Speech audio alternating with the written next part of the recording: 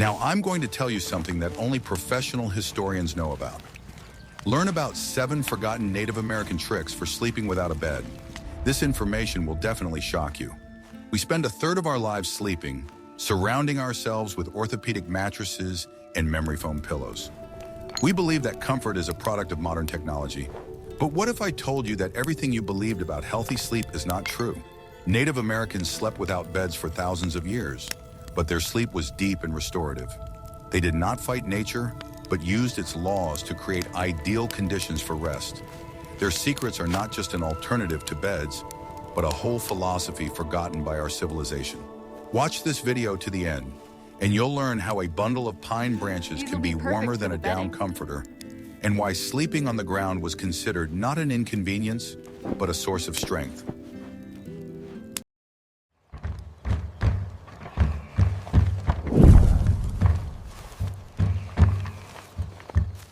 What I am about to show you completely breaks the stereotypes about the life of the Indians of the Great Plains and forests. When we think of sleeping without a bed, we imagine lying on the ground. However, some tribes, especially in warm and humid forest regions, found an ingenious solution. They raised themselves above the ground.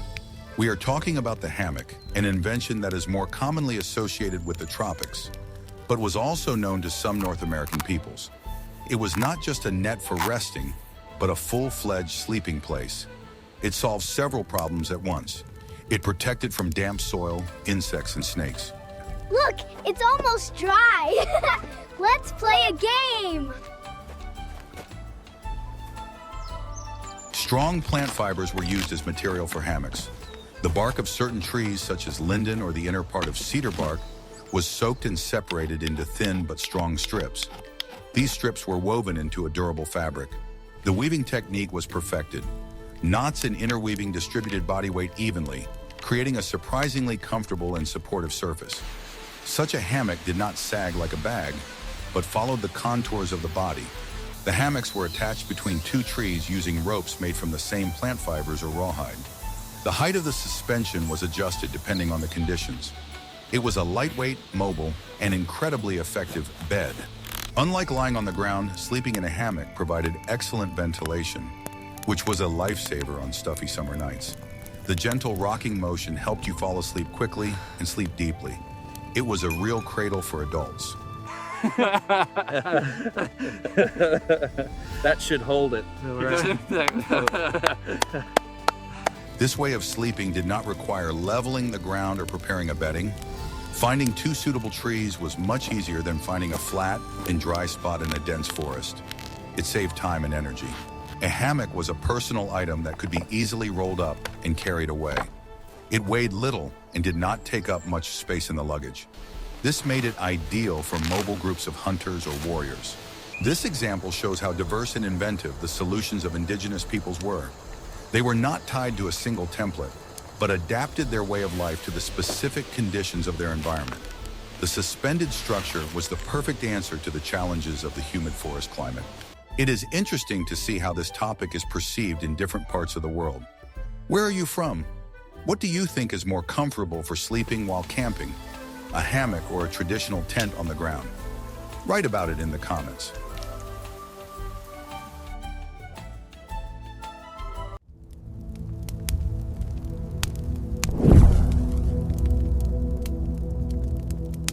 Want to know the secret that kept generations warm in the icy prairies? For the tribes of the Great Plains, such as the Lakota and Cheyenne, the bison was the main source of life. It provided food, clothing, and material for shelter. And of course, it provided them with a bed, warm, soft, and luxurious by the standards of the time. The floor served as the basis for the sleeping area in a teepee, which was never just bare earth. It was carefully leveled and often covered with a layer of dry grass or moss for additional insulation. An untanned bison hide was laid on top of this bedding, fur side down. This untanned hide, or ravid, served as a kind of mattress. It was dense and impervious to moisture coming from the ground.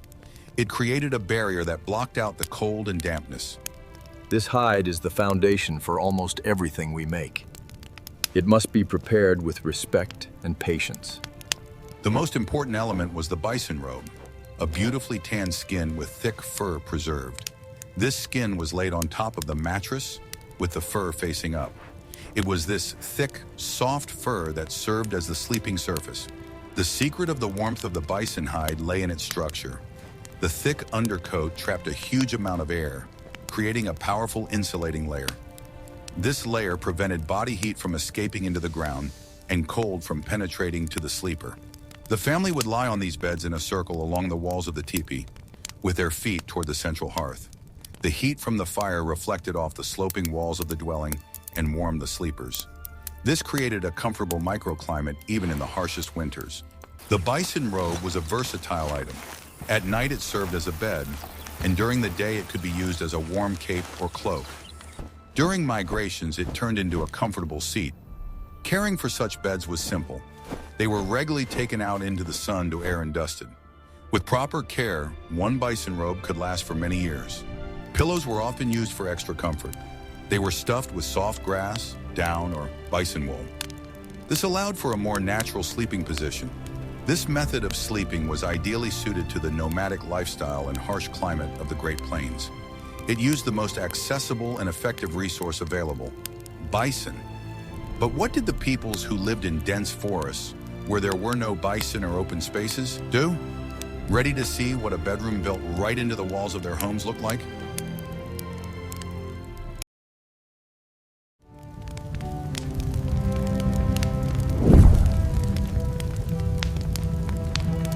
You've definitely never heard of this unique secret.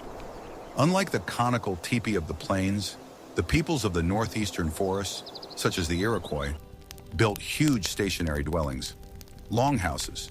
The very architecture of these houses required a completely different approach to the organization of sleeping quarters. Yes, for now. A longhouse was a long rectangular structure with a log frame covered with bark. Inside, along both long walls, there was a continuous structure resembling two-tiered bunks. These were the sleeping places for all the inhabitants of the house. The lower tier was a wide platform located about half a meter above the earthen floor. This height was not accidental. It raised the sleepers above the cold and damp floor, protecting them from drafts. Individual families were placed on these platforms. Each family's space was separated from its neighbors by mats or skins. This created a sense of personal, albeit not completely isolated, space. The platforms themselves were covered with a thick layer of bark. Then woven mats made of reeds or corn leaves were laid on top. Soft skins of forest animals, deer, bear, or beaver, were placed on top. This created a multi-layered, warm, and springy bed. The upper tier, located above the sleeping platforms, was used for storage. Utensils, food supplies, firewood, and personal belongings were stored there. This vertical zoning allowed for the most efficient use of space inside the house. Oh, this is heavy. Just a little more. The space under the lower bunks was not left empty either. It was used to store items that needed to be close at hand or as a shelter for dogs. It was a well-thought-out system for organizing daily life. Such built-in furniture was part of the very structure of the house. It did not require the separate manufacture of beds and was incredibly durable. It was a collective but very convenient solution for a large community. In winter, this system provided an additional advantage. The central passageway with hearths heated the entire house, and the heat rose, warming those sleeping on the platforms. It was an energy-efficient solution, ideal for cold climates. Thus, the Iroquois did not create separate furniture for sleeping, but integrated sleeping places into the very architecture of their dwellings. It was an example of a collective approach to comfort, where the house and the bed were one.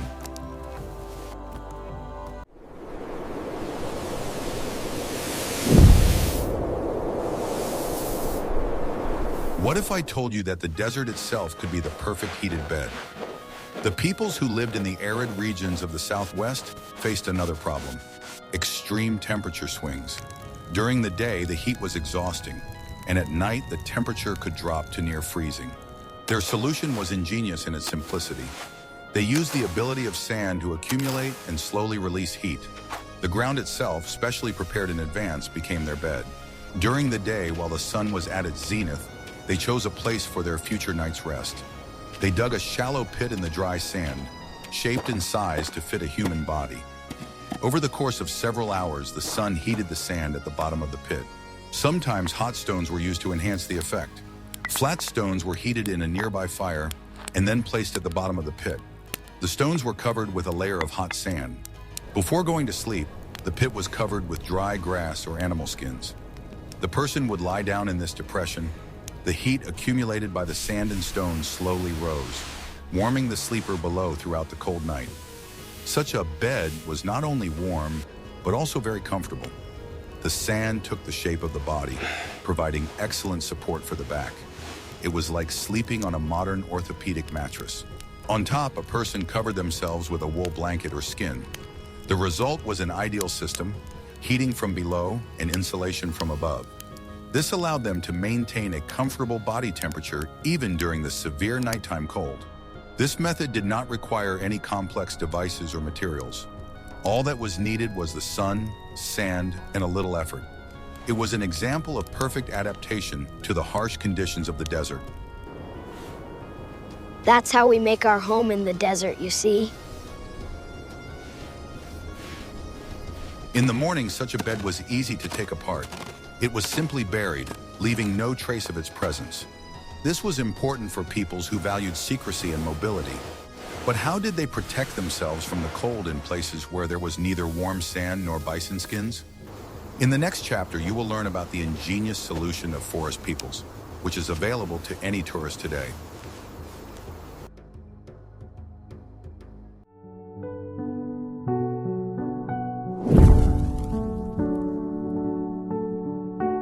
For many forest and subarctic peoples, such as the Cree or the Athabascans, the main task during the night was to insulate themselves from the cold and frozen ground. The ground, especially in winter, draws heat from the body at an enormous rate. The solution to this problem was a multi-layered bed made of coniferous branches. This method required knowledge of nature and certain skills. First, a sleeping area was prepared. Snow and stones were removed to create a flat surface. Then they started making a springy base. For this, they used thicker and more elastic branches, such as pine branches.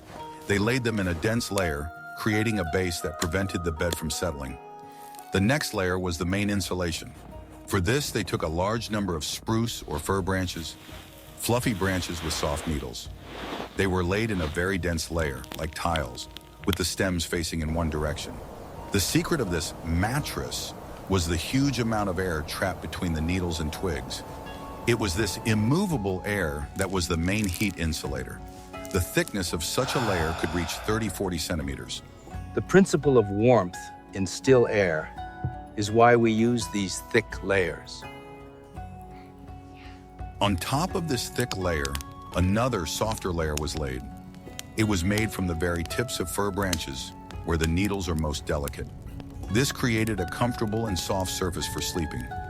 A deer skin was laid on top of the finished bed of fir branches with the fur facing up. A person would lie down on the skin and cover themselves with a second skin or blanket. The result was a warm and protected capsule on all sides. Such a bed was not only incredibly warm, but also very fragrant. The essential oils contained in the needles filled the air with the scent of the forest, which was calming and promoted sound sleep. In addition, this scent repelled some insects. In the morning, such a bed could be easily dismantled. The branches were scattered, leaving no visible traces of the camp. It was a quick, effective, and environmentally friendly way to ensure a comfortable night's sleep. This method is still used by hunters and survival experts around the world. It proves that nature has already created the best materials for protection from the cold. You just need to know how to use them correctly.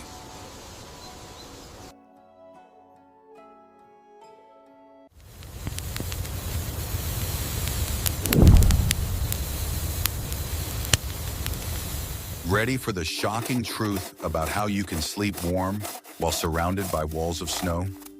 For the peoples of the far north, winter was the main challenge, and they learned to use what was in abundance, snow, to create warm and reliable shelters, such as igloos or quinsy.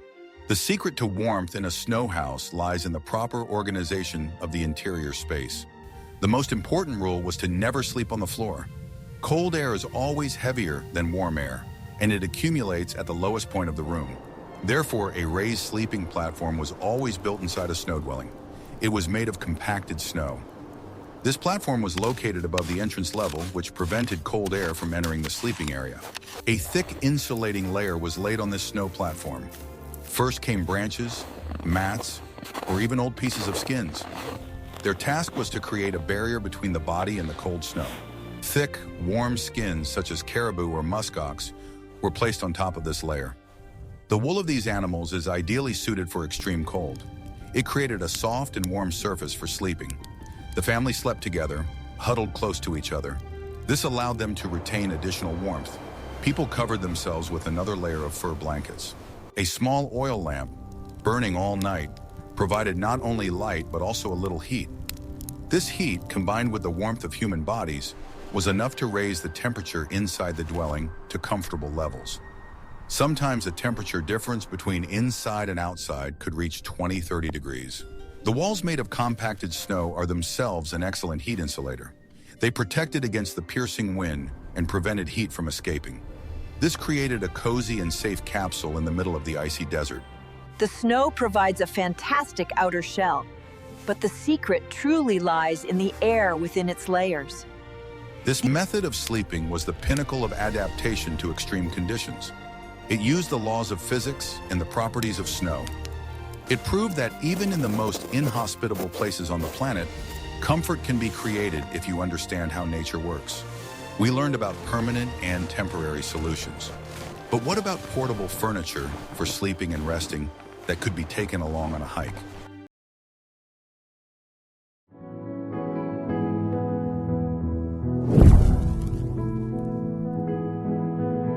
The nomadic lifestyle of the Plains tribes required all household items to be lightweight, multifunctional, and portable. One of the most ingenious such items was the willow backrest bed. It was a true example of Native American design and engineering. This device was a kind of mat made of many parallel willow rods. The rods were connected to each other with sinew threads. The structure was strong but very flexible. During the day, this willow backrest served as a comfortable chair without legs. It was set up in a teepee, leaning on a special tripod made of poles. Sitting on soft bison skins and leaning on this elastic backrest, one could comfortably do household chores or receive guests. It has a very interesting taste, doesn't it? Yes, the sweetness really comes through. At night, this item was transformed into a bed base. It was placed on the ground on a prepared mattress. It created a flat surface slightly raised above the ground. Thanks to its design, the willow backrest provided good ventilation. Air could circulate freely under the sleeping person. This was especially valuable on hot summer nights, saving them from stuffiness. This design was also useful in winter. It created an additional air layer between the sleeping skins and the cold ground. This enhanced the thermal insulation effect of the entire bed. The willow rods were smooth and elastic. They sprang slightly under the weight of the body, creating additional comfort. It was a simple but effective shock absorption system. Making such a backrest was painstaking work. It was necessary to collect straight willow rods, strip them of their bark, and carefully join them together. Such items were highly valued and often passed down from generation to generation. This willow backrest bed is a striking example of multifunctionality. The same item served as both seating furniture and a bed. It was the perfect solution for people who had to fit their entire lives into a single portable dwelling.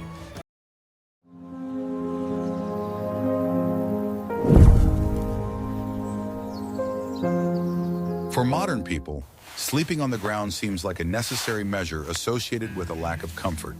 However, for many indigenous peoples, it was a conscious choice, part of their worldview. Contact with the ground during sleep had a deep physical and symbolic meaning. The earth was perceived not as a dead surface, but as a living organism, a source of strength and energy. Sleeping on the ground was a way to reconnect with this energy, to recharge from it. It was not just physical rest, but a process of harmonization with the surrounding world. The land itself, children, it has a spirit, a life force all its own. It was believed that the earth took away the fatigue and negative emotions that had accumulated during the day. It cleansed not only the body, but also the spirit. Therefore, waking up after sleeping on the ground was often accompanied by a feeling of lightness and renewal. From a physical point of view, sleeping on a firm but elastic surface, such as a prepared earth bed, is beneficial for the spine. It forces the body to assume a natural position without the bending that soft mattresses create. This contributed to the formation of correct posture in the absence of back pain. Constant contact with natural surfaces developed the body. Muscles and joints work differently than in people who constantly used furniture. This made the body stronger, more flexible, and better adapted to the natural environment. The absence of beds also influenced the social structure. In teepees or longhouses, people slept closer to each other. This strengthened family and community ties and created a sense of unity and security. The modern concept of earthing, which refers to the benefits of direct contact between the body and the earth, echoes these ancient beliefs in many ways. Native Americans intuitively understood what scientists are trying to prove today. Their lifestyle provided constant contact with the Earth's electromagnetic field. Thus, sleeping on the ground was not a deprivation, but an advantage. It was an integral part of a healthy and harmonious lifestyle. It was a daily ritual that connected man with nature. Good morning. Morning.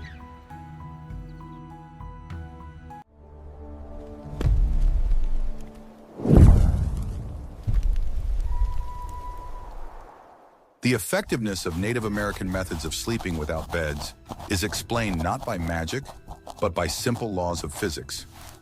Indigenous peoples, without knowing scientific terms, mastered the principles of heat transfer in practice. Their sleeping systems were ingenious engineering solutions. The main enemy of sleeping in cold weather is thermal conductivity. The ground, especially when wet, is an excellent conductor and quickly sucks heat from the body. Therefore, the main task was to create a barrier between the body and the ground. All of the methods described, bison robes, spruce branches, raised bunks, worked on the same principle. They created a thick layer of still air. It is air, not the material itself, that is the best heat insulator. Thick bison fur, thousands of needles on fir branches, the air gap under the bunks. All these are traps for air. The more still air there is in the insulating layer, the slower the body heat escapes. This is the same principle used in modern down jackets and double-glazed windows. Another important principle is protection from convection. Convection is the transfer of heat by moving air, i.e. drafts. Raised platforms in longhouses and snow igloos lifted sleepers above the layer of cold air that always moves along the floor. The warmth of the fire rises, carrying the smoke, just as our stories lift our spirits to the sky. The walls of the teepee or snow house also protected against the wind, preventing heat loss due to convection.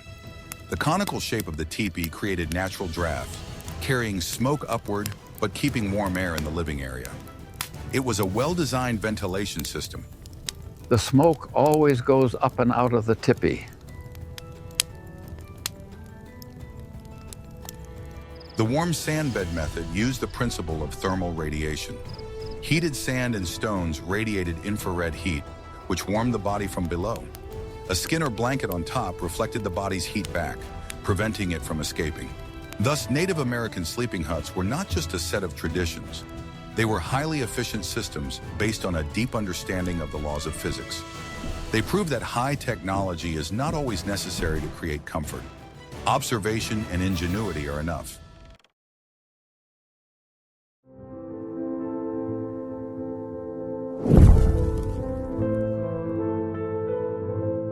The sleeping habits of Native Americans were not static. They changed flexibly depending on the season. The ability to adapt one's sleeping place to current weather conditions was the key to survival and comfort. In winter, the main task was to maximize thermal insulation. The thickness of the spruce branch bedding was increased. The warmest and thickest skins were used. In winter, an additional canopy of skins was stretched along the inner perimeter of the teepee. It created an air gap with the wall, which significantly reduced heat loss. Sleeping places were located closer to the fire. In summer, the tasks were quite the opposite. It was necessary to protect against the heat and ensure good ventilation. Sleeping places were arranged to make the most of the coolness. In hot weather, the edges of the teepee cover were often raised to allow air to circulate freely. Willow backrests created a raised ventilated surface. Sometimes people preferred to sleep outside under the open sky. Instead of warm bison skins, light tan skins without fur or woven mats were used in summer. They provided comfort but did not overheat the body. Pillows were stuffed with cool, dry grass. In forested regions, special summer dwellings could be built in the summer. Light huts covered with bark or mats. They were well ventilated and protected from the sun and rain. The sleeping places in them were simple and light. In desert regions, people sought shade from rocks during the day or built light shelters. At night, when the heat subsided, open spaces became the most comfortable place to sleep. The cool night air was a salvation from the daytime heat. The seasons show us how to live in balance, always changing, always giving. This seasonal flexibility demonstrates the deep connection of indigenous peoples with the rhythms of nature. They did not try to create an artificial climate, as we do with air conditioning and heating. They harmoniously integrated their lives into natural cycles. Their home and their bed were living systems that changed along with the world around them. It was not just survival, but the art of living in harmony with nature.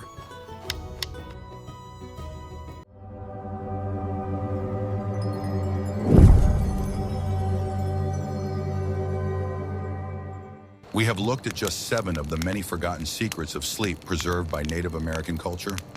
These methods are not just exotic techniques from the past.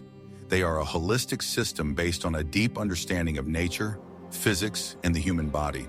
They show that comfort is not always about softness and warmth, but rather balance and harmony with the environment.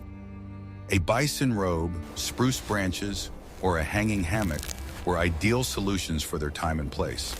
They provided not only physical rest, but also a sense of security and unity with the world. Perhaps this ancient knowledge holds the answers to our modern sleep problems. Maybe sometimes it is useful for all of us to remember that the best bed is the one created by nature itself. We plan to continue exploring the amazing life and wisdom of the indigenous peoples of America. Perhaps you are interested in their food, clothing, or social structure? Write in the comments what you would like to learn about in future issues. And don't forget to subscribe so you don't miss our new research.